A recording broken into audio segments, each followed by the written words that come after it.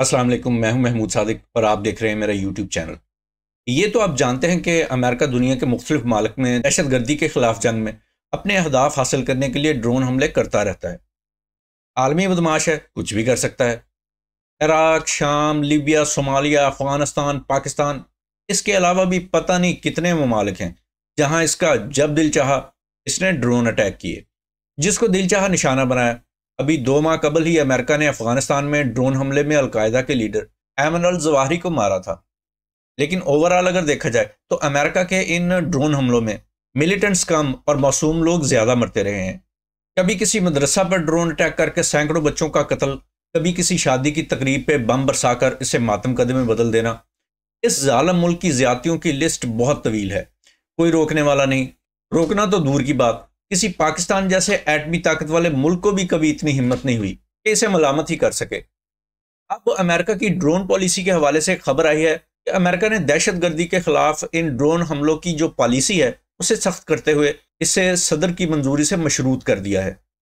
यानी अब जो ड्रोन हमले अगर कहीं करने होंगे ना, तो पहले जो प्रेसिडेंट जो बाइडेन है उनसे मंजूरी लेना होगी। जो बाइडेन से पहले ट्रंप के दौर में ये था कि ड्रोन हमलों के लिए, ड्रोन अटैक्स के लिए जो अमेरिकन मिलिट्री है उसको ज़रूरत नहीं होती थी प्रेसिडेंट से स्पेसिफिकली इजाज़त लेने की, बल्कि लैंगली वगैरह में बैठे जो उनके करिंदे होते थे ना, ज़रा निचले लेवल के, वो खुद ही डिसाइड कर लेते थे कि कहाँ पे ड्रोन हमला करना है और अपनी मर्जी करते थे।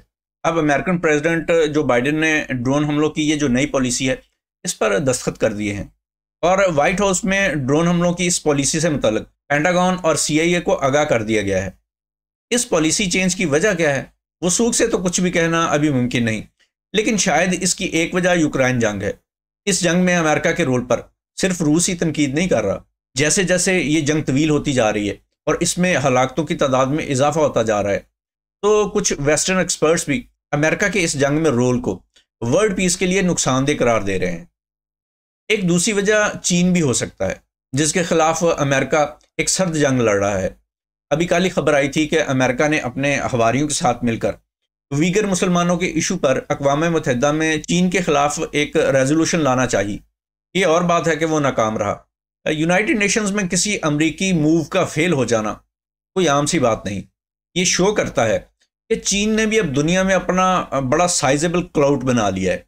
यानी उसने भी दुनिया के कई सारे ममालिक के साथ बड़े अच्छे ताल्लुकात कायम कर रही हैं, और ऐसे ताल्लुकात जिनकी वजह से वो ममालिक अब चीन के साथ एक लाइन में खड़े हो गए हैं। सो अब अमेरिका और उसके जो वेस्टर्न इत्तेहादी हैं उनके लिए चीन को शिकार करना इतना आसान नहीं रहा। लेकिन अमेरिकन ड्रोन पॉलिसी में इस तब्दीली की एक और नहायत सादा सी वजह भी हो सकती है, और वो ये कि चूंकि फ़िलहाल अमेरिका दुनिया में कहीं पर भी दहशत गर्दी के खिलाफ जंग के नाम पर ड्रोन हमलों का रेगुलर कोई यूज़ नहीं कर रहा, कोई बहुत ज़्यादा फ्रीक्वेंटली इनका यूज़ नहीं किया जा रहा फ़िलहाल, तो पॉलिसी सख्त करने से मौजूदा जो अमेरिकन प्रेसिडेंट हैं उनको ज़रा वाह वाह मिल जाएगी। और क्या पता सदर ओबामा की तरह इन्हें भी नोबेल पीस प्राइज़ दे दिया जाए। जी, वही ओबामा जिनके दौर में अमेरिका ने सबसे ज़्यादा ड्रोन हमले किए थे। यानी अन्ना वनडे रेवड़ियाँ मोड़ मोड़ आपने आनुई।